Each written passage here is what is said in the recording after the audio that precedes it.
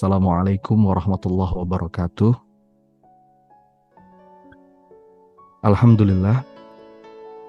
Allahumma lakal hamdu hatta tarda, wa lakal hamdu idza radita, wa lakal hamdu ba'da ridha. Allahumma lakal hamdu wa ilaikal mushtaka wa antal musta'an wa la hawla wa la quwwata illa billah. Allahumma salli wa sallim wa barik ala Muhammad wa ala alihi wa ashabihi ajma'in. Subhanaka la ilma lana illa ma 'allamtana innaka antal alimul hakim. Alhamdulillah Bapak Ibu, teman-teman sekalian. Apa kabar malam hari ini? Ini kayaknya muka saya agak kurang pas nih Mas Redo di frame layar nih. Mesti digeser-geser kayaknya nih. Iya. Sehat-sehat ya. Boleh tulis satu kata yang mewakili kabar Anda malam hari ini. Alhamdulillah. Masya Allah. Sehat, bahagia, khawatir. Apa yang sedang dikhawatirkan? Apakah tema malam hari ini relate dengan yang sedang Bapak Ibu dan kawan-kawan rasakan? Saya rasa ini common pain ya. Ini pasti pernah kita rasakan. Rumit. Lagi ada kekhawatiran. Jadi sebagaimana yang saya janjikan di Kamis pekan lalu ya. Webinar kita malam hari ini masih dalam rangkaian seri Lapang Dada menuju mentorship Lapang Dada. Sedikit informasi buat teman-teman, insya Allah mentorship Lapang Dada batch kedua akan kita mulai bentar lagi nih, hari Sabtu besok, tanggal 16 September. Jadi yuk ikut bagi yang berkenan untuk kita kupas lebih dalam di kelas mentorship. 17 kali sesi live, 40 hari pendampingan lewat grup WhatsApp. Kita sama-sama berlatih bareng menumbuhkan dada yang lapang. Dan rangkaian webinar ini menuju ke sana. Kita bangun pelan-pelan fondasinya. Alhamdulillah, ada yang lagi sakit pinggang, ada yang lagi kurang sehat. Mudah-mudahan siapapun yang sedang sakit, Allah kasih kesembuhan dan sakitnya jadi jalan penggugur dosa. Amin ya rabbal alamin. Link daftarnya cukup klik ini aja Bapak Ibu, lapangdada.com. Jadi buka browser, klik aja lapangdada.com, nanti ada arahan jelas di situ. Terhubung nanti langsung ke WhatsApp. Gitu ya. Hari Kamis pekan lalu kita bahas tentang la tahzan atau jangan sedih. Dan malam hari ini yang akan coba kita bahas adalah la takhaf atau jangan khawatir. Ya. Dan ini sebetulnya saling berkaitan. Masih ingat nggak sebagaimana yang pekan lalu sempat saya sampaikan, setidaknya dari sekian banyak belenggu dalam diri, induknya itu ada 3.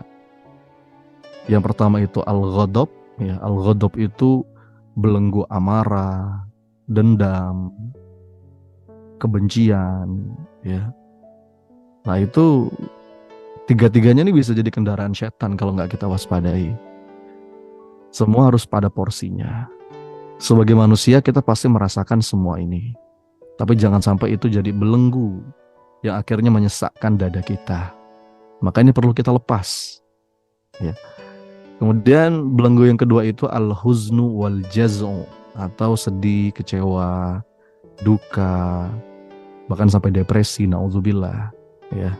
Nah, di situ ilustrasinya hati yang patah hati.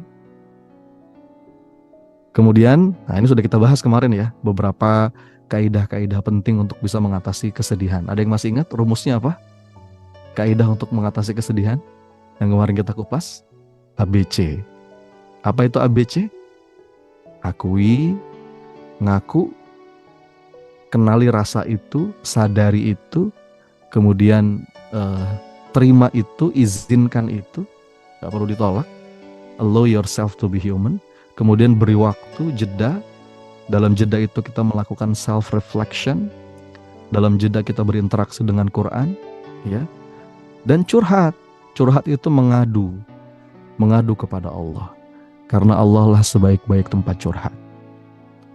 Jadi teman-teman bisa melihat, bagi yang pekan lalu belum hadir, rekamannya di channel YouTube PP Institute juga ada, tinggal diputar ulang ya. Atau linknya ada di channel Telegram saya. Atau di channel Instagram juga ada, saluran Instagram ya. Dan yang ketiga yang coba akan kita kupas malam hari ini kawan sekalian adalah al-khauf wal faz'u. Apa itu al-khauf wal faz'u? Rasa takut, rasa cemas, rasa khawatir. Ya, tadi juga ada yang sempat mention ya, anxiety. Ini jadi masalah zaman sekarang, istilahnya anxiety disorder gitu. Nah, ini juga perlu kita segera sadari dan kita lepas. Kalau enggak, dia akan jadi belenggu yang mengunci langkah. Di antara kerjaannya setan itu kan memang nakut-nakutin kita.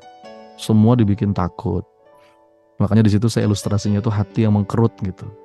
Hati yang ketakutan. Nah, pertanyaannya, apa yang sedang kita khawatirkan? Beda loh ya kawan-kawan sekalian. Mengkhawatirkan urusan akhirat dengan mengkhawatirkan urusan dunia itu beda. Rasanya beda. Ada sebuah statement dari Sayyidina Utsman bin Affan. Kalimatnya begini: hammud dunya zulmatun fil qalbi wa hammul akhirah nurun fil qalbi. Jadi kekhawatiran dalam urusan dunia itu akan menggelapkan hati. Tapi mengkhawatirkan urusan akhirat justru dia akan jadi cahaya bagi hati. Seperti paradoks kan. Saya sering sampaikan, ini paradoks nih. Makanya, tapi seringkali kebanyakan kita tuh khawatirnya urusan dunia. Ini banyak juga yang nulis di kolom chat, takut mati. Nanti coba kita bahas ya. Ini menarik nih untuk coba kita bahas. Jadi adakah orang di dunia ini teman-teman yang tidak pernah khawatir? Ada nggak? Nggak ada ya. Semua orang pasti punya rasa khawatir. Ya kan? Dan sebenarnya rasa khawatir itu anugerah dari Allah. Agar kita bisa mengantisipasi masalah. Ya. Jadi hidup dalam ketakutan itu sebuah keniscayaan. Apalagi di zaman sekarang nih teman-teman. Setiap hari ya, sekarang kita hidup di era informasi.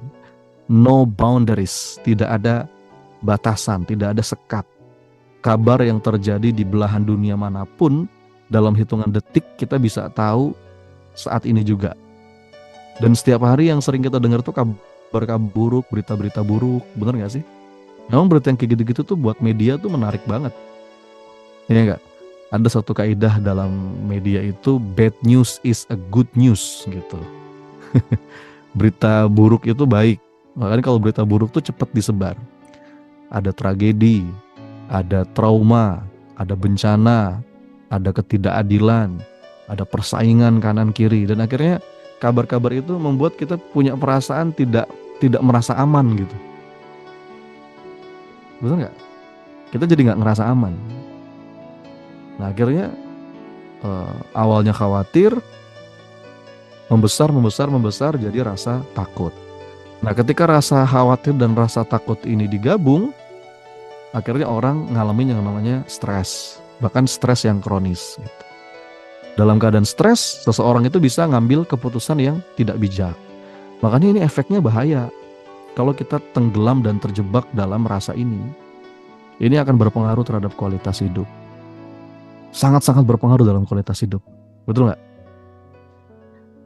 Nah, maka kita harus belajar bagaimana caranya kita mengendalikan rasa takut itu, dan bagaimana caranya kita bisa ngejalanin hidup tuh dengan lebih lega gitu teman-teman.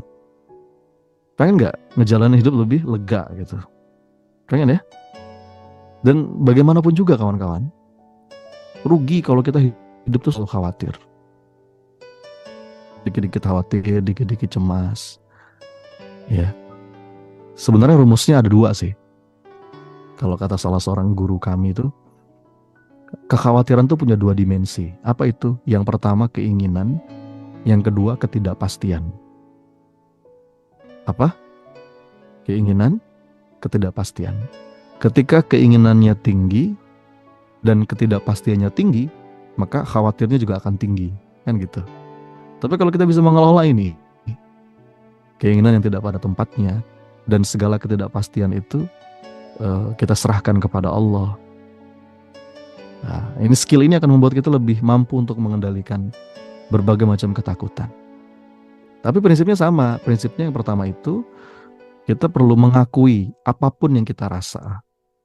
Jadi mengenali, kalau khawatir ya akui, sadari bahwa kita tuh sedang khawatir. Karena ketika kita sudah mau mengakui itu, jadi kita punya kekuatan untuk mengendalikannya. Ya kalau perlu kita utarakan kondisi itu. Ya, yang pertama cerita sama Allah, yang kedua mungkin cerita sama orang yang bisa dipercaya, untuk kemudian sebagai jalan ikhtiar kita.